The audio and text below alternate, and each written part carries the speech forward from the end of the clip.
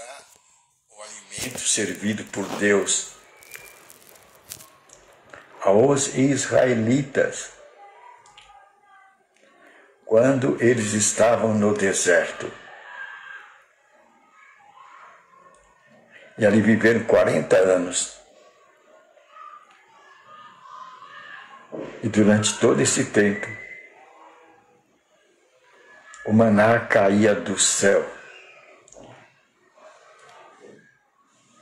O resultado do maná foi saúde. Durante os 40 anos eles não ficaram doentes. A roupa não envelheceu. A sandália não ficou velha. Aí está o resultado do maná do céu.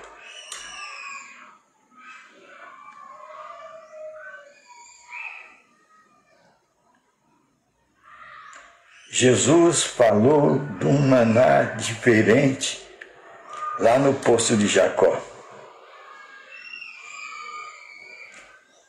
Naquele ponto que ele estava conversando com a samaritana, ele disse que ele tinha a água viva. E o tema era adoração. Ele tinha a água viva, a água que salta para a eternidade. No tema adoração, porque o problema da samaritana era adorar. Ela não sabia onde adorar. Ela tinha dúvida. Havia dúvida no espírito da samaritana. Se adorava em Jerusalém ou em Samaria. E Jesus falou para ela, nem aqui nem lá. A verdadeira adoração se dá de uma forma diferente. Os verdadeiros adoradores são aqueles que bebem da água viva, a água que salta para a eternidade. Aí está a bebida dos verdadeiros adoradores. Isso ficou mais claro quando Jesus conversou com Nicodemos. Nicodemos, por esse caminho que você está seguindo, da tradição do seu povo, do magistério do seu povo, do ancião, da confiança nos anciãos, da confiança nos seus líderes, no braço do homem. Você não vai comer o pão do céu. Então Jesus apontou para Nicodemos a situação. Você tem que adorar em espírito e em verdade, Nicodemos. Aí está o caminho da eternidade. Por aí você vai comer o pão do céu que você quer. Jesus apontou o lugar da verdadeira adoração. Nicodemos tinha que fazer uma conversão, mudar sua ideia. Conversão é você mudar sua ideia. Sair das bolhas religiosas. Sair desse círculo religioso de tradição.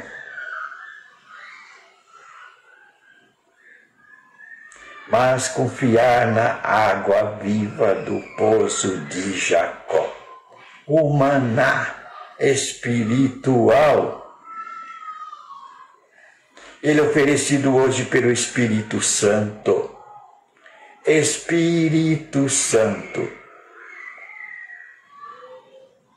E Jesus disse sobre o Espírito Santo. Jesus disse que ele nos guiaria em toda a verdade. Então, uma coisa é certa: com o Espírito Santo você não terá dúvida do seu caminho. Ele te dará a interpretação, a hermenêutica correta, a visão de Deus, o maná espiritual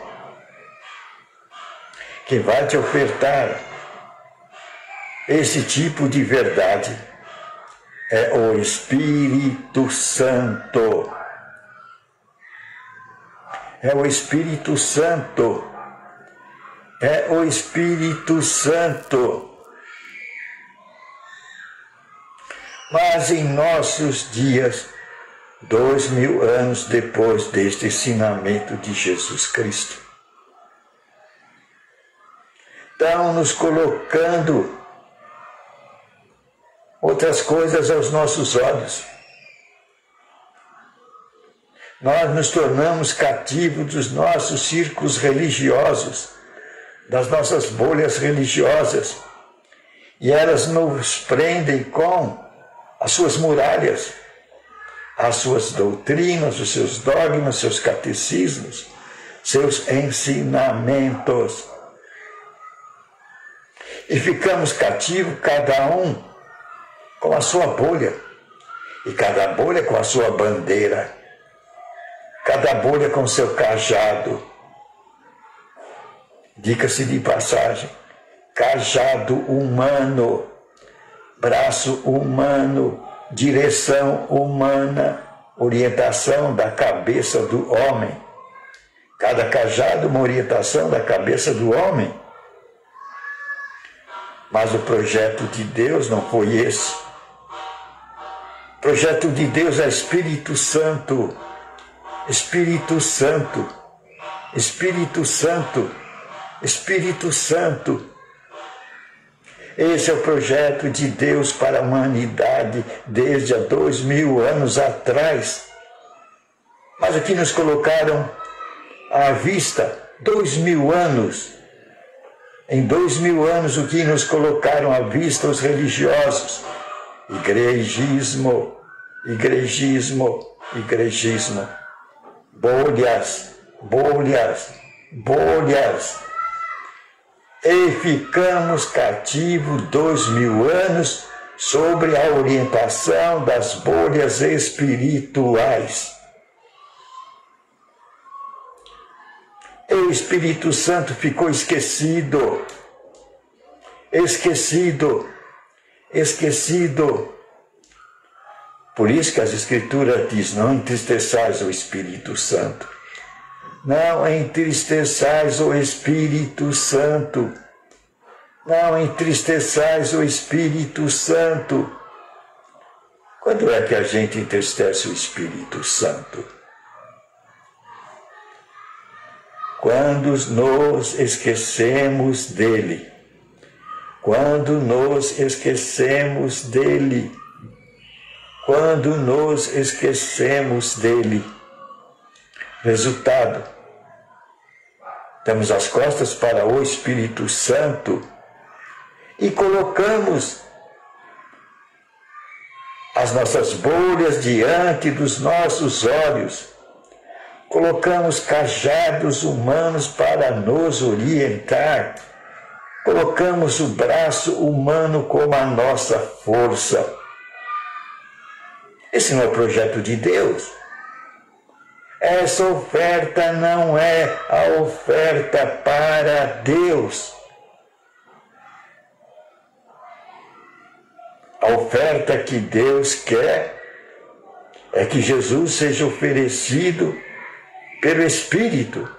Isto é, Jesus seja oferecido pelas revelações do Espírito Santo. Isto é agradável a Deus. Esta oferta de Abel, oferecer Jesus através das revelações do Espírito Santo. Nisso colocamos o Espírito Santo no cenário da nossa existência. Aí está o projeto de Deus. Colocar o Espírito Santo à nossa frente. Ele é o Mestre. Ele é o nosso orientador. Ele vai nos guiar em toda a verdade. Quem? O Espírito Santo, o outro Consolador. Estas palavras de Jesus Cristo. É isso que temos que levantar diante dos olhos desse mundo do terceiro milênio, deste presente século, no qual estamos vivendo. Espírito Santo, Espírito Santo, Espírito Santo. Desse modo, nós não vamos entristecê-lo.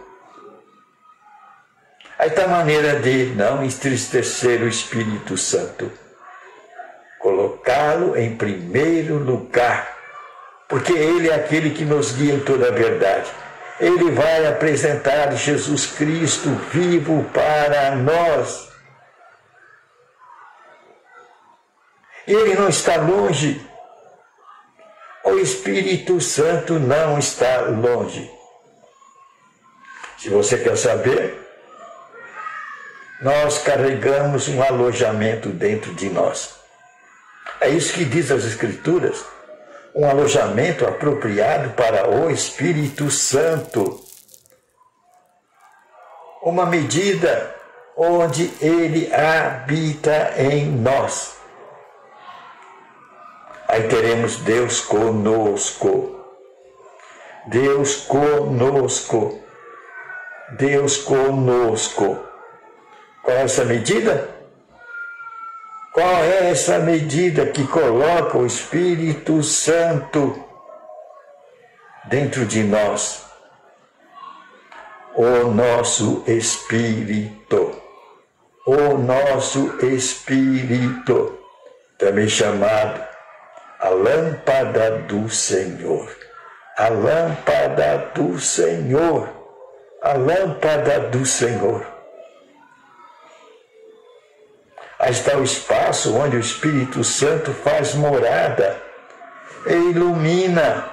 Nós somos iluminados através do nosso Espírito. Ponto onde o Espírito Santo habita. Ponto onde Deus, através do seu Espírito, faz comunhão conosco. Comunhão conosco. Emmanuel, Deus conosco. É aí que vamos beber diariamente da nossa água viva. Água viva. Aquela água que salta para a eternidade. Aquela água que vai fazer com que entremos pelos portais abertos da eternidade. Também podemos chamá-lo de maná, ou maná espiritual. Quem nos traz esse maná? O Espírito Santo. Por isso que Jesus falou do lugar onde você vai se abastecer desta água. Jesus indicou esse lugar. E esse lugar não está longe. Esse lugar não é caro. Vai ser um lugar de treinamento do cristão. O lugar de abastecimento do cristão. Que lugar é esse? Jesus apontou. O seu quarto de oração. O seu quarto. O seu quarto.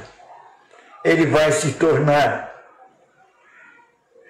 na sua escola, na sua academia. O seu quarto será o lugar onde você vai exercitar-se com a espada do Senhor. E ali em oculto, você de porta fechada, disse Jesus Cristo, o Deus que está em oculto, Ele vai te visitar. Aí está a academia espiritual, onde sairão os gladiadores de Deus para o terceiro milênio. Homens guiados pelo Espírito Santo, guiados pelo Espírito Santo, guiados pelo Espírito Santo. E o Espírito Santo, ele é soberano. Ele sopra onde quer. Ele faz somente a vontade de Deus. Ele é o revelador da verdade. Ele vai mostrar para você Jesus Cristo vivo. Ele vai atualizar Jesus Cristo para você. Aí está a água viva. Aí está o maná para o terceiro milênio. E a Bíblia diz que a natureza espera com grande expectativa o quê? O aparecimento dos filhos de Deus. O aparecimento dos filhos de Deus. Quem são esses? São aqueles que se alimentam do maná. Do maná trazido pelo Espírito Santo. Pelo Espírito Santo. Não é maná feito pelas obras do homem, pelo talento do homem, pela cabeça do homem, pelo cajado do homem, pela sabedoria do homem. É um contato direto com o Consolador. É um contato direto com o Consolador. E tudo isso você vai desenvolver num aprendizado, num exercício, na escola ou universidade do Espírito Santo. O seu quarto. O seu quarto. Isso é ensinamento de quem? De Jesus Cristo. Aí está onde vai ser preparado os militantes do Senhor para o terceiro milênio. Não sabeis vós que vós sois militante? Disse Paulo. Vocês são soldados de Deus. Nós estamos na terra. E na terra nós temos um inimigo, o diabolós, ou diabo. Aquele que traz divisão. Divisão. Divisão. Ele divide a humanidade. Ele divide a humanidade. Ele quebra com a fraternidade. Ele quebra com a igualdade. Ele diz, vocês não são filhos de Deus. É isso que o adversário de Deus publica. Ele publica não a Deus. É isso que o inimigo de Deus quer que desapareça dos nossos olhos. Por isso que ele odeia as Escrituras sagradas. Ele odeia as Escrituras sagradas. Aí ele começa a publicar. As Escrituras são coisas antigas, são coisas velhas, é coisa do passado, é coisa ultrapassada. Já era. E eles se dizem, nós somos os progressistas. Nós somos os progressistas. Os progressistas. Nós olhamos para a frente. Nós olhamos para a frente. Não somos retrógrados. E nos apresentam as suas narrativas, as suas luzes. As suas luzes.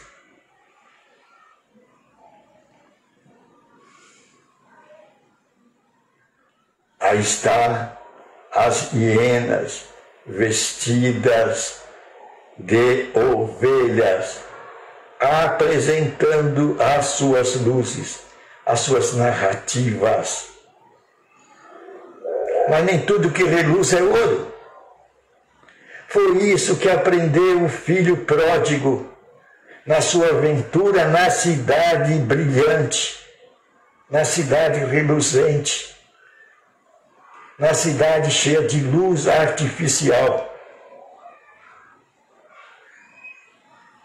onde ele pegou a sua herança e torrou com os amigos, com as orgias, com a bebida. Aí estão as luzes da cidade grande. Música, sons altos. Isso gera muito ruído. E no meio desse ruído, o homem tem o olhar focado nas coisas da terra. Nas coisas da terra, isto é, nas coisas deste mundo. Nas coisas deste mundo. Sua cabeça fica destinada numa direção, a direção do mundo, mundanismo, materialismo, olhar para baixo, olhar para essa terra e olhar para tudo que ela oferece, para o seu verniz. Porque tudo aqui é transitório. Tudo que é material é transitório. A matéria, com o passar do tempo, ela apodrece e vira pó. Nem tudo que reluz é ouro. E o fim do filho pródigo, o fim do seu sonho brilhante, o sonho da cidade grande, da cidade reluzente, foi triste. Ele parou num chiqueiro, símbolo de miséria.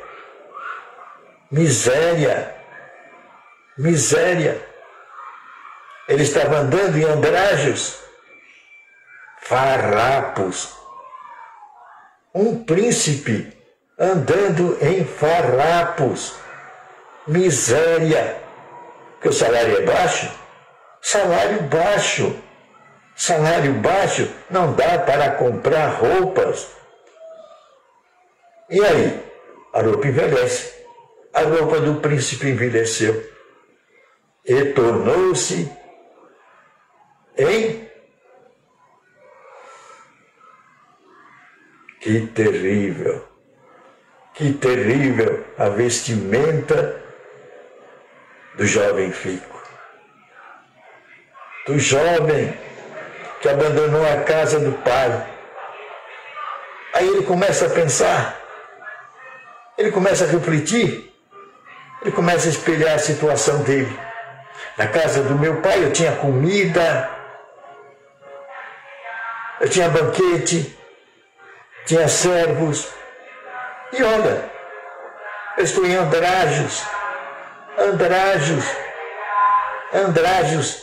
farrapos, pão,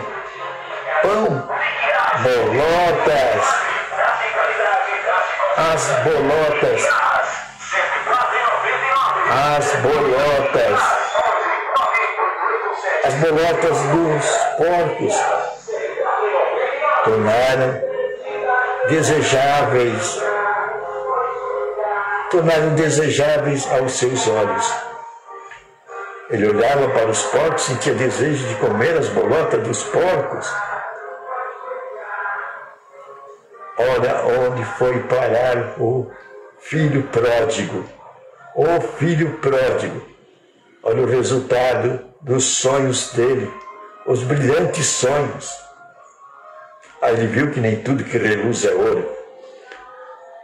Aí ele vê a casa do pai e diz, não, vou voltar para a casa do meu pai. Agora não na condição de filho.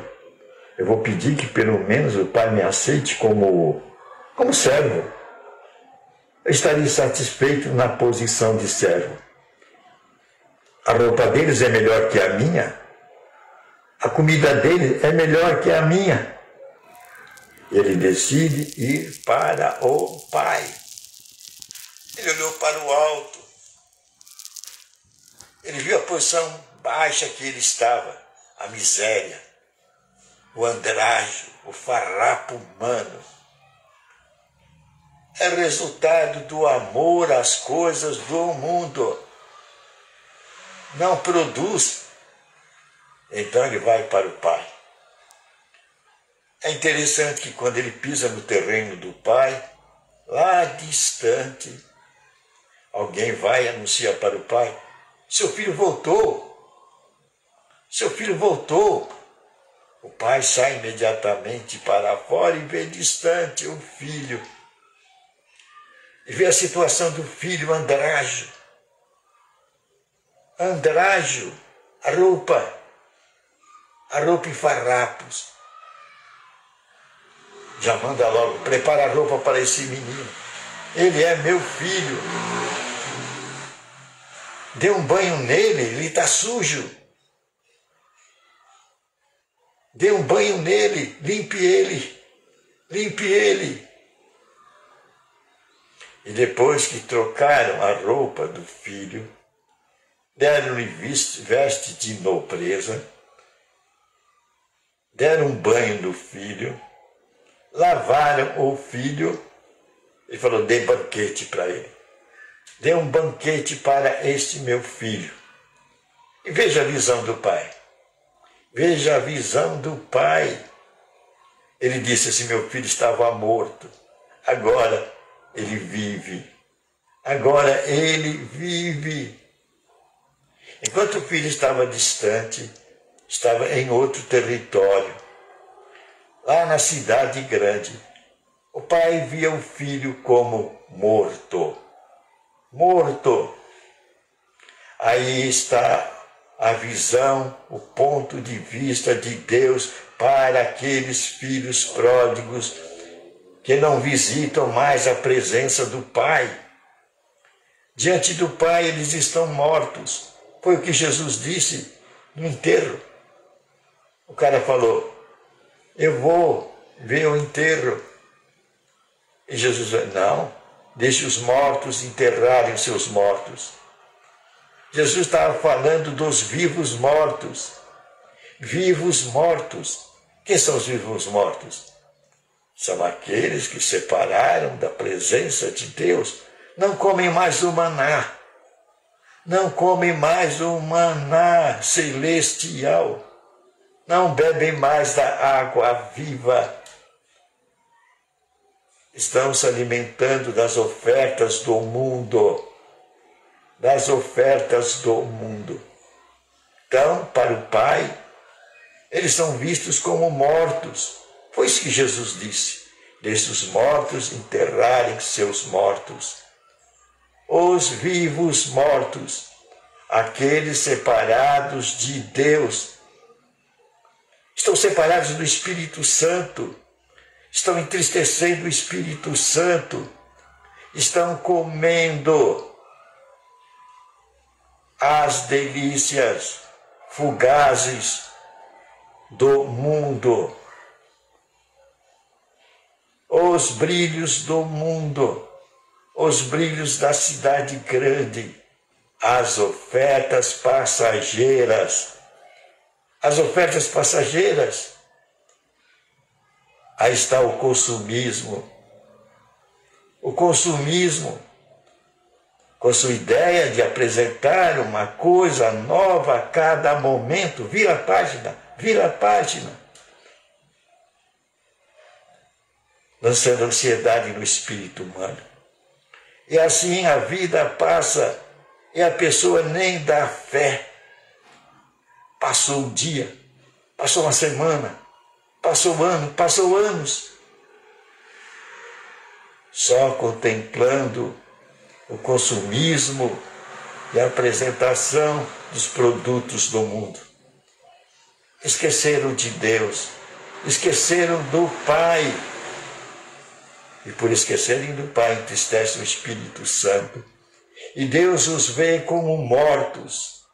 O Pai os vê como mortos. Então eu não vou receber milagres. Não vou receber milagres. Não vou receber os banquetes celestiais. não vão vestir as vestes celestiais. E logo estarão dizendo: não há Deus, não há Deus, não há Deus. Pobres materialistas estão comendo comidas passageiras, estão recebendo. Nem tudo que reluz é ouro.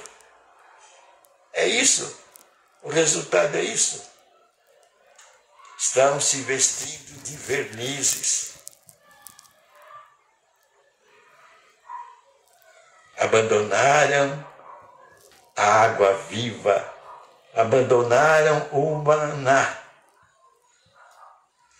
Isto é entristecer o Espírito Santo. Isto é ser visto por Deus como mortos vivos. Que nós possamos nos despertar e acordar deste sono profundo do mundo, o sono que o mundo nos embriaga, os seus encantos, os seus encantamentos, os seus fascínios, as suas luzes. Terceiro milênio é a hora do aparecimento dos filhos de Deus. Diz as Escrituras que a natureza espera o aparecimento dos filhos de Deus. Quem são esses? São aqueles que aprenderam a comer o maná de hoje, a beberem no poço de Jacó, a água que salta para a eternidade. Que Deus nos ajude a participar desse círculo, os gladiadores de Deus, aqueles que se nutrem do maná, que bebem da água viva, da palavra revelada pelo Espírito Santo, o outro Consolador. Amém.